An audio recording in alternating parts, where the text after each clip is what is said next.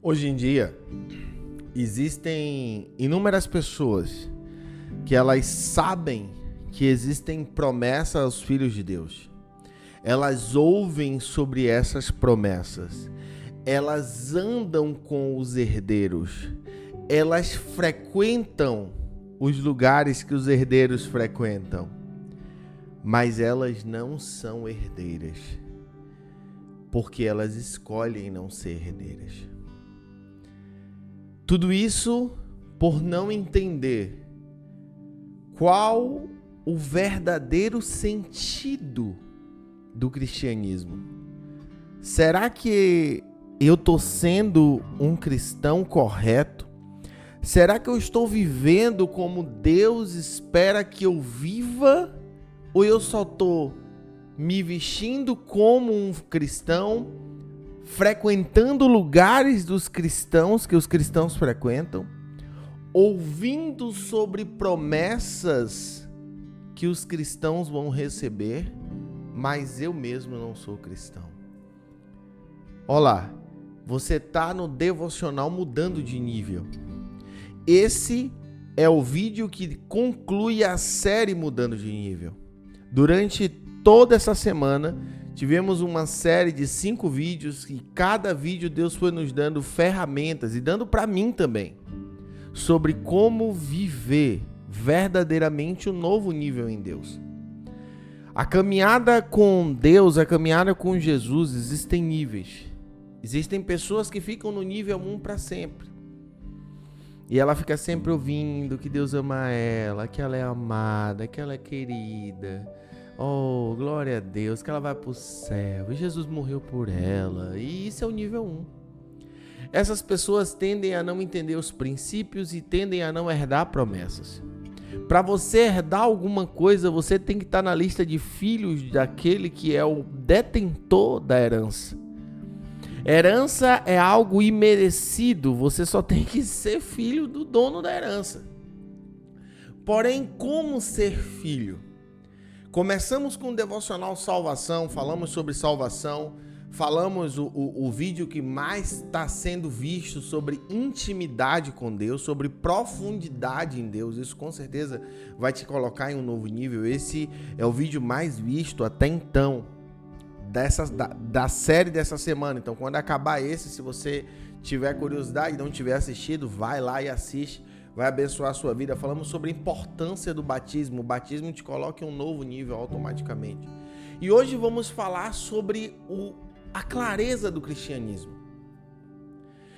Muitas vezes nós nos enchemos tanto de nós que não só sobra espaço para Jesus em nossa vida.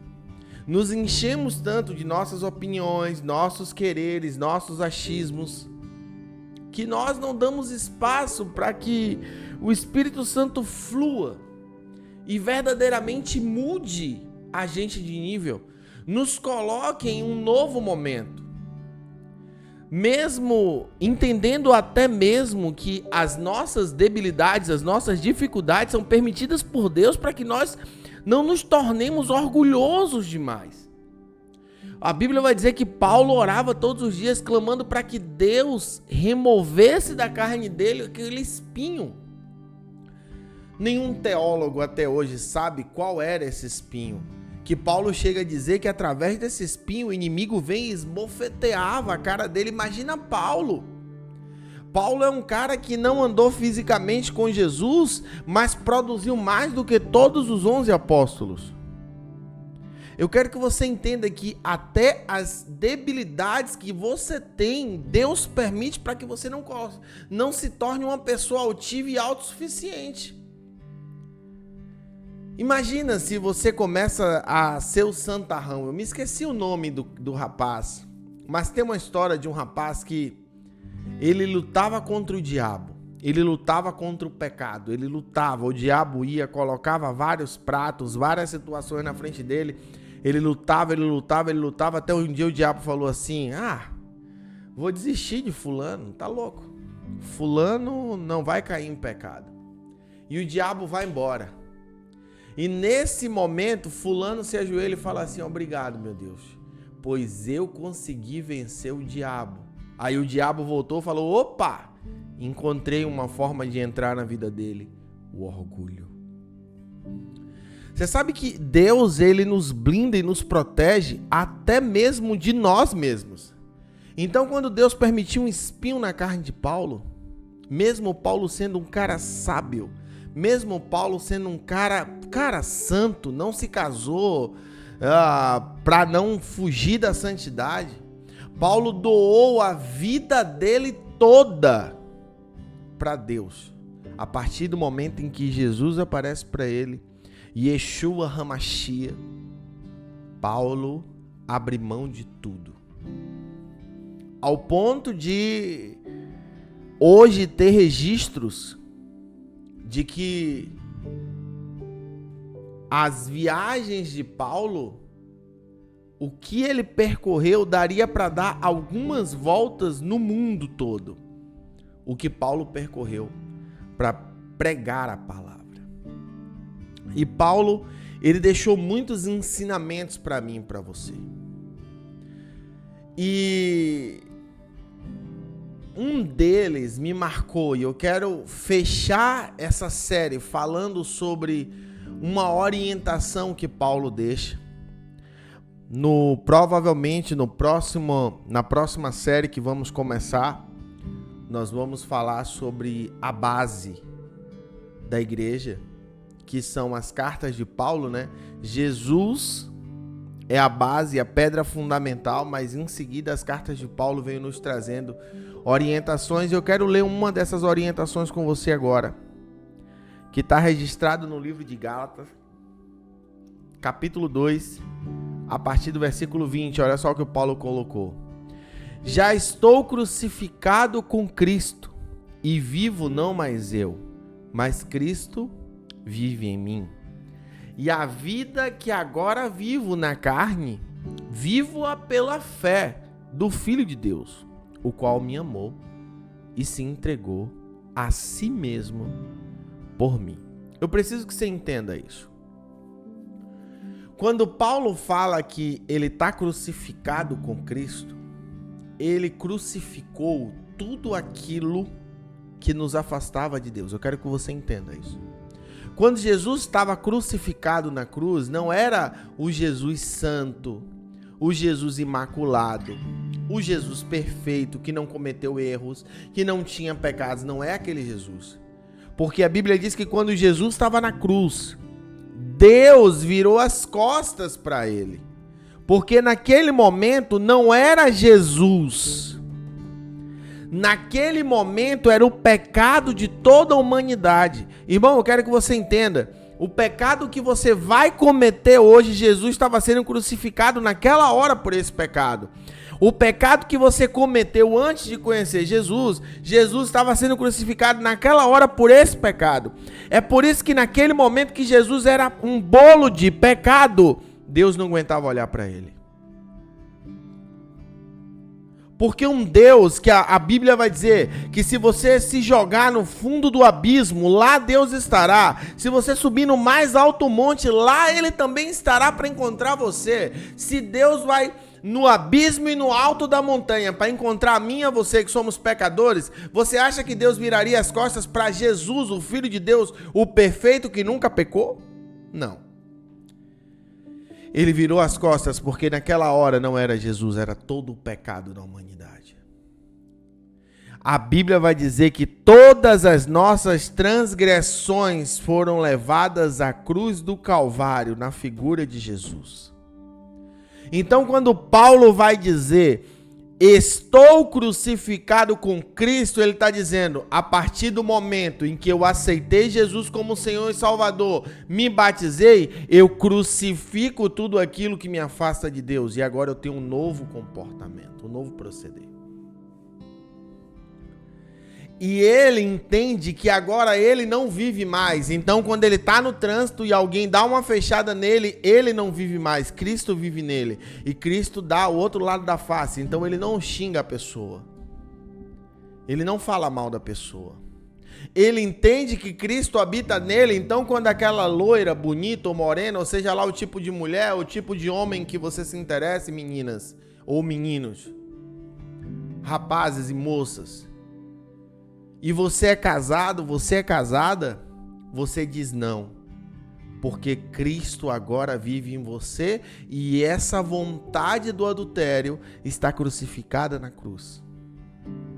Eu preciso que você entenda isso. O cristianismo é mais sério do que você pensa. Cristo vive em você.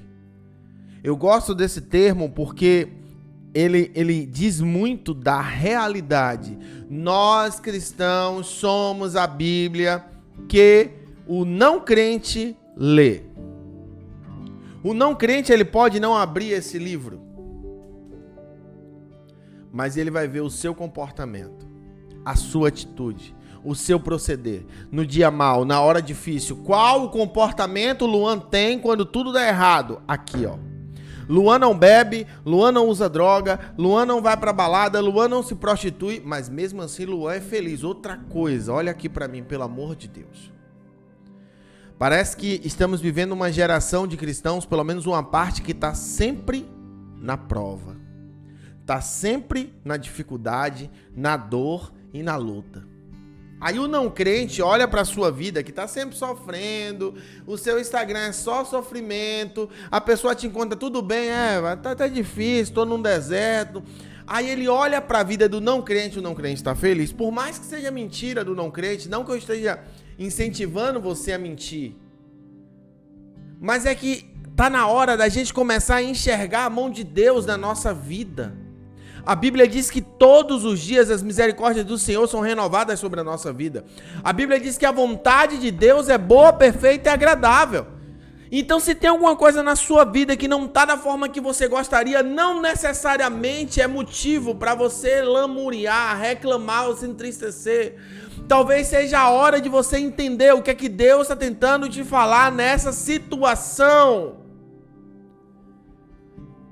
Somos ministros do Evangelho com nossas vidas. A palavra Evangelho significa boas notícias, mas parece que alguns cristãos só têm na ponta da língua más notícias. Crucifica as más notícias. É hora de falar de milagre. É hora de colocar fé em prática. É hora de viver por Jesus que morreu na cruz por você.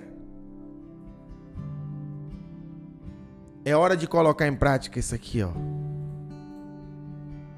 Mas nós somos cidadãos do céu e estamos esperando ansiosamente o nosso Salvador, o Senhor Jesus Cristo, que virá de lá. De lá de onde? Do céu. Agora, você está esperando Jesus como? Reclamando da vida?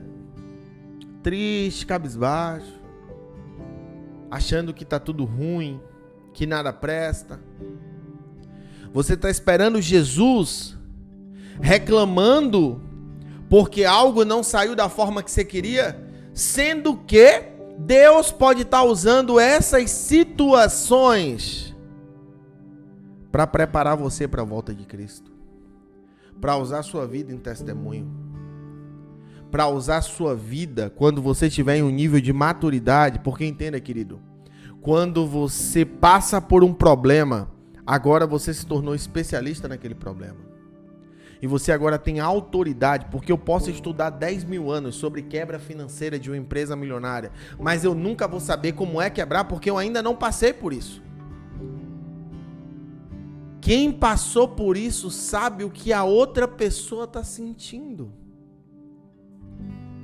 Quando você passa por um problema, você aprende, você cresce naquele problema. Você entra novo nível. As dificuldades da vida são para te colocar em um novo nível. Existe um louvor que chama-se Maranata, Hora Vem. Eu não lembro agora o nome. Só que no meio o cantor fala uma coisa interessante e o Espírito Santo me lembrou agora. Nós muitas vezes estamos esperando Jesus, mas como uma noiva inocente, infantil. Nós não estamos prontos, nós estamos como uma criança que fala que quer uma Ferrari, mas tem 5 anos de idade. Nós estamos imaturos, pois não entendemos, não conseguimos enxergar as graças de Deus na nossa vida. Você pode estar passando pelo maior problema da sua vida, mas você tem um celular com internet, você tem uma televisão com internet, você tem uma cama, você tem Deus no céu que pode te ouvir. É hora da gente enxergar e transmitir o que de bom Deus tem feito na nossa vida. Eu acho que fomos muito contaminados com o evangelho do tudo vai dar certo. Tudo vai bem, tudo vai fluir. Você vai ser cristão, agora você vai ficar rico. Você vai devolver seu dízimo e Deus vai lhe devolver 100 vezes mais. E vambora que eu tô bem. E que eu não posso ficar triste. E que nada vai dar errado. Não é assim que vai acontecer. Vai ter problema, vai ter dificuldade, vai ter luta, vai ter prova, mas você vai vencer. Eu quero que você entenda isso. E mesmo que você perca, você vai vencer. Porque a Bíblia vai dizer que a vontade de Deus é boa, perfeita e agradável. E mesmo que você não entenda, Deus está cuidando de você até quando as coisas dão errado. Até quando não acontece como você quer, é Deus cuidando de você. Amém? Estamos concluindo a série Mudando de Nível. É hora de desfrutar das bênçãos. É hora de aprender a enxergar as bênçãos. Você é um cidadão do céu. Você é um cidadão do céu. Crucifica hoje essa dor, essa reclamação, essa mágoa, esse pecado. Crucifica agora. Tira um tempo agora. Ouve essa melodia. Emily Todesco. Ela está cantando, ela está louvando, clamando a Deus que nos encha. Ore. Aproveite esse tempo para orar, peça a Deus, fale: Deus, eu sou fraco, eu não consigo, eu preciso que o Espírito Santo me ajude. Faça uma oração: Deus, abra os meus olhos, me faça ver. Se eu não estiver enxergando os milagres que o Senhor tem feito dia após dia, abra os meus olhos, muda minha mente, fale isso com Deus. Isso vai te mudar de nível. Amém? Um beijo. Deixa seu like aqui nesse vídeo. Manda para todo mundo da sua casa. Transforma agora esse momento em oferta. Oferte na vida das pessoas esse vídeo. Fala assim, ó: ei, vem aqui, esse vídeo é para você. Amém? Deus abençoe você. Vai aparecer aqui na frente já os vídeos dessa semana. Se inscreva nesse canal, deixa seu like, assiste os outros, vai valer a pena, tá bom? Paz. Derrama sua glória, derrama sua